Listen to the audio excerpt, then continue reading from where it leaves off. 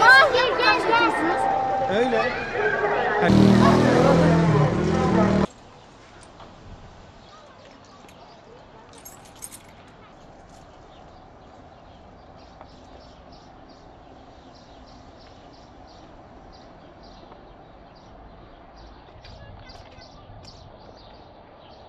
Yani elinizi attığınız anda hemen bırakıyor kendini.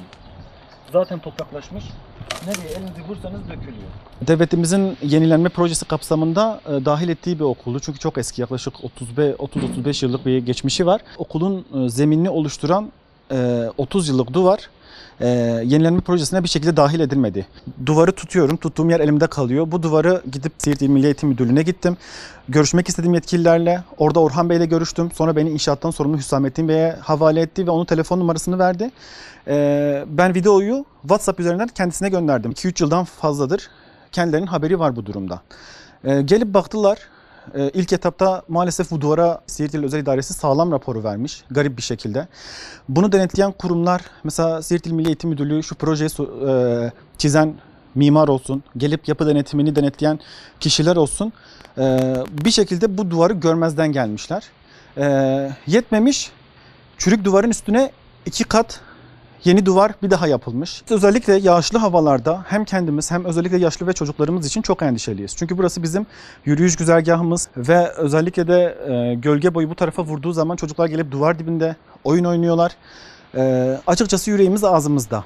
Daha önce zaten çok kaza olduğu için şu an giriş çıkışlar tamamen kapandı ama o çocuklar o yoldan sürekli gidip geliyordu.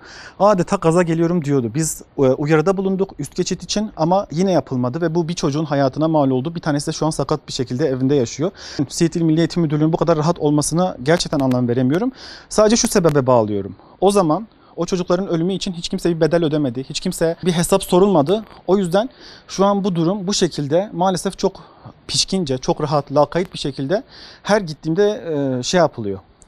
Yardımcı olmayacağız diyorlar. Çünkü bütçe yok. Maalesef liyakatsiz ellerde bu güzel projeler insanlar için çözüm olacağına problem oluyor.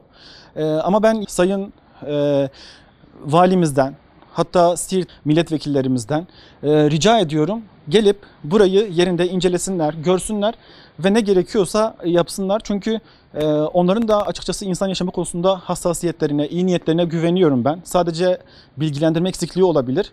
Ama bununla ilgili soruşturma başlatılırsa ben hem sorunların tespiti açısından önemli olacak hem de bu problem ne kadar erken giderilirse o kadar bir insanın hayatını kurtarmış olacağız diye düşünüyorum. Bakınız 3 yıldan fazladır ben uyarıda bulunuyorum. Gerek resmi gerek gayri resmi şekilde. Buna rağmen yapılmadı. Artık bu saatten sonra bu duvarın devrilmesi ve altında birilerinin kalması bir kaza olmayacak. Bilakis liyakatsizlik, sorumsuzluk ve ihmalkarlığın işlemiş olduğu bir cinayet olacak.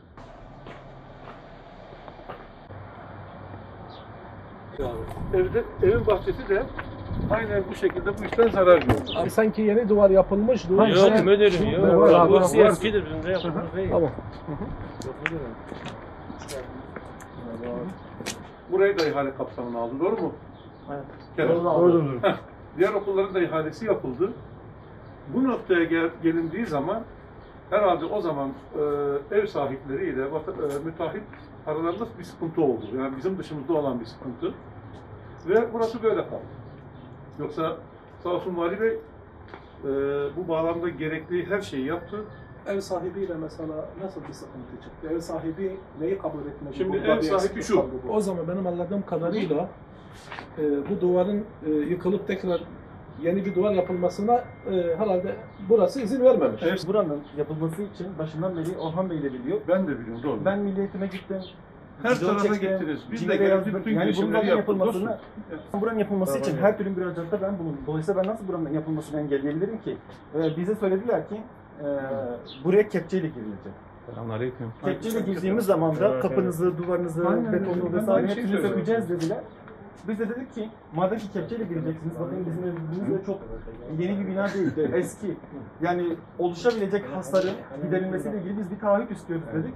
Ancak dedi Milli Eğitim zaten kendi hatasından dolayı oluşan bu şeyi taahhüdünü kendisi vermesi gerekiyor. Milli Eğitim'de biz kesinlikle bir taahhüt vermeyeceğiz deyince de ben dedik ki madem ki siz kendi hatanın sorumluluğu üstlenmiyorsunuz, o zaman biz niye el atalım dedi ve bu şekilde iş tıkandı. Peki müdürüm, bu bozuk duvarın üzerine neden yeni bir duvar yapıldı ki? Nasıl izin verildi? Yani Çok asla eski biz bir duvar. bunun doğru olduğunu kabul etmiyoruz ki zaten. Yani doğru bir iş yapıldığını söylemiyoruz ki. Burada bir yanlış var zaten.